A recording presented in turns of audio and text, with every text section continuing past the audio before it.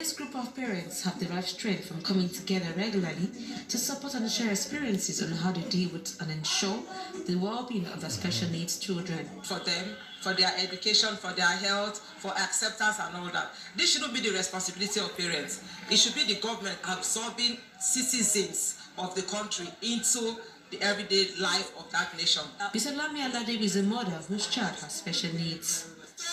She says engaging these children in vocational and educational training helps them to become self-reliant. Bringing the child out, like one of the specialists said that, looking at other children running around and doing things, encourages them and helps most of the things that have been resilient in them to become active. The special need child and decides to lock that child up. Because by locking child up, child will not get help. We all need help, and that help comes mainly by our interactions with one another. One of the challenges faced by these children is the inability to speak, write, and read fluently. As it is coming through the people of the grace, I am really understanding and getting what is happening. And this program is all about the people with special needs. Also the people who has mental disorder.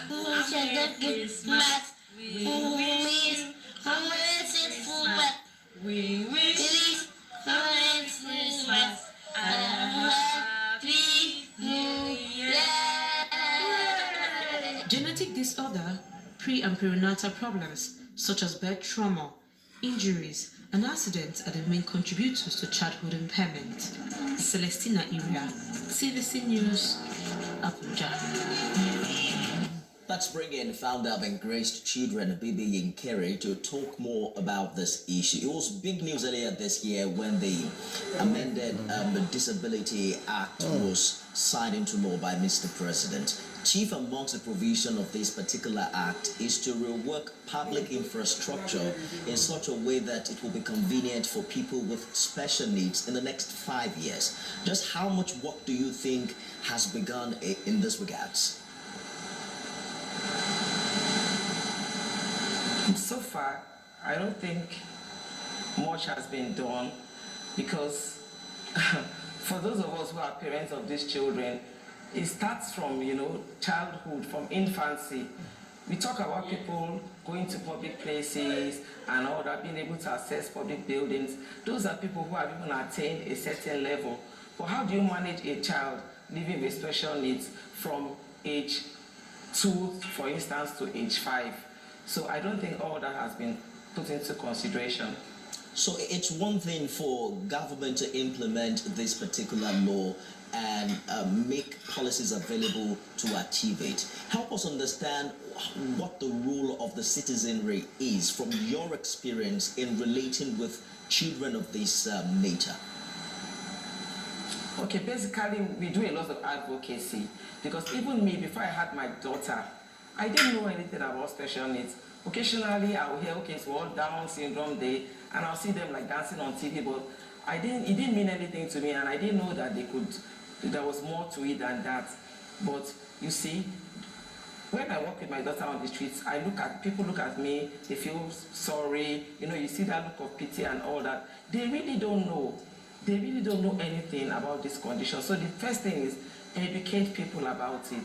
Let people know what these conditions are, and let people know that these people are human beings and that they can actually succeed if given opportunity. Sometimes all they need is just a smile, So as a parent who know exactly where the shoe pinches, you want to sit exactly with the question. First of all, set up diagnostic centers. Because in my work with parents, I found out that lots of parents don't even know what conditions their children are living with. And that's really dangerous because every special condition has its own management strategy, has a special management plan. So if you don't know what the condition is, how do you manage it? So from birth, these children should be, there should be a proper kind of assessment.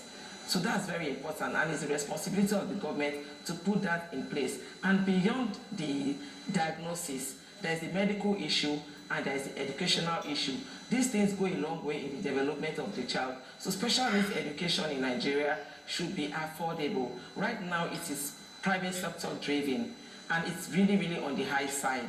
So it's a problem. And then when it comes to the health, it's also a problem. We still have lots of medical practitioners, I'm sorry to say, in Nigeria that don't even know what special needs mean, and they are medical practitioners. So they need to educate themselves, they need to know about this thing, and it has to be, the management should be affordable. For instance, a child living with cerebral palsy needs a lot of therapy, physiotherapy, occupational therapy. These things are expensive. Sometimes you spend up to 7,000 naira per session. It should be free, like we have in other countries.